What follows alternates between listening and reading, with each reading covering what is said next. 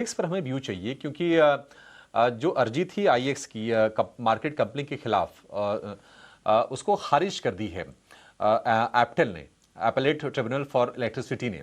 और सीआरसी चाहता ये था कि एक यूनिफाइड प्राइसिंग तय की जाए जो कि सारे के सारे एक्सचेंजेस पर लागू हो। तो निश्चित तौर पर अभी जो मोनोपोली है लगभग 90% के आसपास का वॉल्यूम आईएक्स पर आता है पावर ट्रेडिंग के लिए। बाकी दो और प्लेयर हैं, उनको थोड़ा बेनिफिट होना शुरू हो जाता, एक झटका था। अब ये इसके खिलाफ ये गए थे सीआरसी के आदेश के खिलाफ, तो झटका लगा है आईएक्स को मार्केट कपलिंग को लेकर।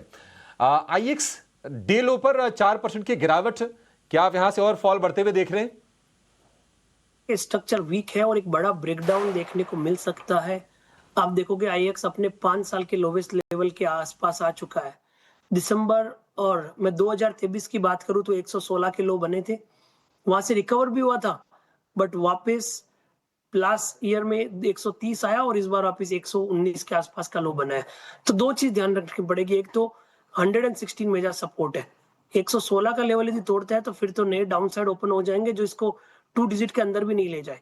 तो 116 को मेजर सपोर्ट का ध्यान रखें। स्ट्रक्चर वीक है तो मैं तो बार्गेन बाइंग की एडवाइस नहीं दूंगा। इनफेक्ट किसी के पास पोजीशन है तो कोई भी बाउंस आता है तो निकलने का ही प्रयास कीजिए, बट ऊपर में 127 निकलता है तब जाके शायद रिलीफ मिलेगी। तो दो इंपॉर्टेंट लेवल आईएक्स में आप ध्यान रखिए, 116, 127। 116 तोड़े तो पोजीशन काटने का प्रयास करें, उस कंडीशन में और 10-15% करेक्ट हो सकता है।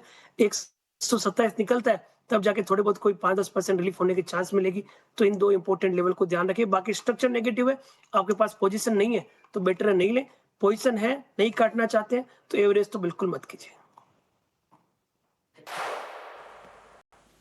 ठीक है, पोजीशन नहीं लेना है, एवरेज भी नहीं करना है। 116 के नीचे अगर गया तो गिरावट और बढ़ेगी और 5 साल के निचले स्तर पर है तो ऐसे शेयरों को ना छोड़ ही दीजिए ना, फिर क्यों लेना है। अब ये कई बार ट्रैप बन जाते हैं और अभी एप्टेल ने कह दिया है सीआरसी से कि आप मार्केट कपलिंग को लेकर नियम फ्रेम कीजिए और जो भी नियम आएंगे अगर मार्केट कपलिंग हो जाता है तो फिर एक लेवल प्लेइंग फील्ड बन जाएगा पावर एक्सचेंजेस के बीच में। और थोड़ा सा आईएक्स के लिए वॉल्यूम के टर्म पर नुकसान हमें देखने को मिलेगा। ये आईएक्स पर व्यू हो गया। चंदन जी, आपके अपने स्टॉक्स कौन से हैं? बिल्कुल देखिए, काफी चुनिंदा काउंटर इस बाजार में मिल रहे हैं वापस, जिस हिसाब से एडवांस डिक्लाइन रेशियो नेगेटिव हुआ है। पहला ट्रेड है क्यूमिंस इंडिया। क्यूमिंस में आप बात करें तो यहाँ पे पॉजिटिव प्राइस रिटर्न बन रहा है और इनफैक्ट अच्छी बात है कि सिलेक्टिव कैपिटल गुड्स कंपनी में स्ट्रेंथ इंटेक्ट है। यहाँ पे जिस हिसाब से पिछले 3 वीक की रिकवरी हुई है और स्टॉक अपने knew all time high territory को वापस छूने के लिए तैयार हो रहा है, लग रहा है मोमेंटम बरकरार होगा।